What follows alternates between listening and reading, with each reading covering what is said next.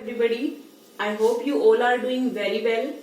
Today we will discuss about the multiplication of fractions. Fractions को multiply कैसे करते हैं? तो we will discuss the different ways to solve the questions.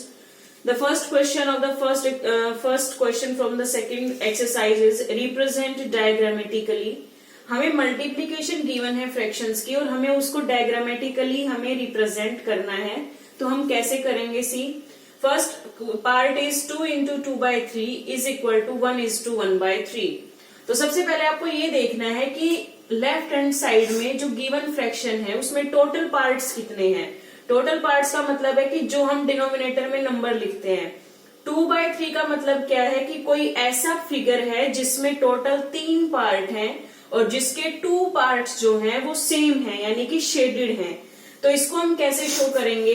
सबसे पहले हम इसी को शो करते हैं. मैंने यहाँ पे एक डायग्राम बनाया. लाइक आप कोई भी शेप ले सकते हैं. मैंने यहाँ पे एक सर्कल शेप ली. इसको हम 3 पार्ट्स में डिवाइड करेंगे. मैंने इसको 3 पार्ट में डिवाइड कर दिया. यहां से 1 and you can write it as this, but these are not equal so you will get the confuse. So you can take the triangle also. So I am taking the triangle. If you are taking the circle please try to divide the equal parts. I have mentioned the triangle here. Now I am dividing in the 3 parts. This is the 2, and if you will do it again, we can do in one way like this. So now these are the 3 equal parts of a triangle. 3 equal parts हुए, उसमें से 2 same है यानी कि 2 shaded हैं. तो मैंने इनको शेडेड शो कर दिया. आप इसको प्रॉपरली शेडेड शो करेंगे. 1 part and 2 part. 2 part same shaded रहेंगे. ये तो हमारा हुआ कि जब एक फ्रैक्शन थी 2 by 3. अब आपको देखना है कि उसके साथ मल्टीप्लाई में होल नंबर कितना है. यहाँ पे कितना लिखा हुआ है 2. इसका मतलब ये है कि जो ये वाली एक्सप्रेशन बनेगी किसी भी डायग्राम से उसको हमें 2 बार मेंशन करना है. उसको हम जब 2 टाइम्स मेंशन करेंगे तो यहाँ पे हम साइन लगाएंगे कि हमने इससे इसको मल्टीप्लाई किया. तो दूसरा फिगर क्या आया हमारे पास? सेम बनेगा इस तरीके से जैसे हमने फर्स्ट बनाया. बस डिफरेंस इतना है, यहाँ पे 2 by 3 था तो हमने इसका डायग्राम बनाया, लेकिन ये 2 टाइम्स बनाना है क्योंकि यहाँ पे होल नंबर 2 लिखा हुआ है. तो इसको हमने 2 टाइम्स बनाया. I am shedding the again 2 portions now. This one and this time I am taking this one. This is the shaded. And what is the part in the equal? Equal में है 1 is to 1 by 3. Again आपको सिर्फ ये देखना है कि fraction क्या है 1 by 3. इसका मतलब ये है कि सबसे पहले आप यहाँ पे ये बनाएंगे और उसके होल नंबर में है आपके पास 1.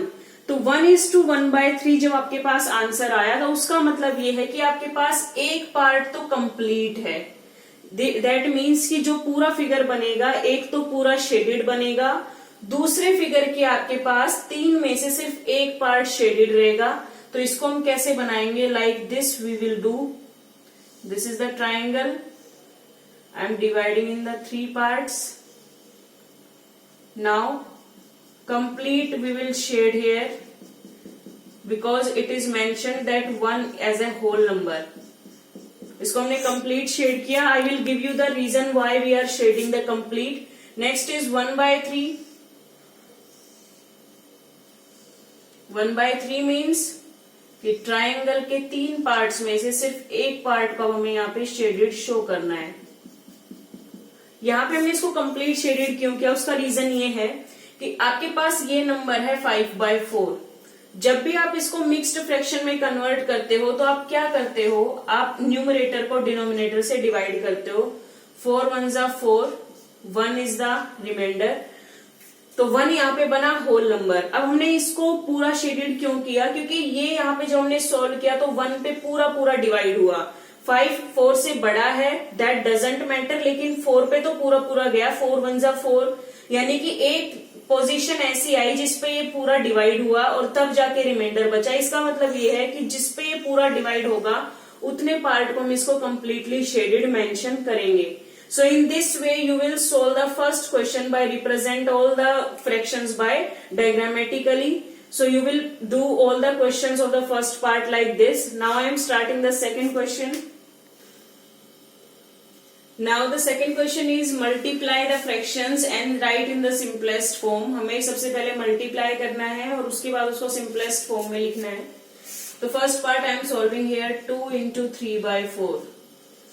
अब जो नंबर कट होते हैं मल्टीप्लीकेशन में डिवाइड में पहले उनको हम कट करते हैं. तो 2 1 जा 2, 2 2 जा 4. यहाँ से वैल्यू क्या आई, 1 को 3 से मल्टीप्लाई करेंगे तो 3 और नीचे यहाँ पे कुछ भी नहीं है सिर्फ 2 है तो 3/2 is the answer. Now second part also I am solving. Now 2 is to 3/14 multiply by 21. तो 14 को जब 2 से मल्टीप्लाई करेंगे वी विल गेट 28 और 28 में 3 को ऐड करेंगे तो 31. Fraction is 31/14 into 21. 7 2 जा 14, 7 3 जा 21. आगे ये कैंसिल हो नहीं सकता तो इसकी वैल्यू यहाँ से क्या आई 63/2. If you want to write in the mixed fraction you can write. It will become 2 3 जा 6, 2 1 जा 2 is to 1/2. So this is the value you will get 31 is to 1/2 or you can leave here also 63/2. So in this way you will solve the second question. Now the third question is, next question is find 1/4 of A part, B part and many more parts given in your book. What is the meaning of the question? We have to find 1/4 of. First you have to know what is the meaning of here. So what is the meaning of? Of means multiplication. तो यानी कि हमें 1/4 निकालना है, 1/4 part निकालना है 24 का. तो इसको हम कैसे लिख सकते हैं 1/4 of 24. A part I am doing here. तो 1/4 of means multiply और यहाँ पे 24 कैंसिल करेंगे. 4 1 जा 4, 4 6 जा 24.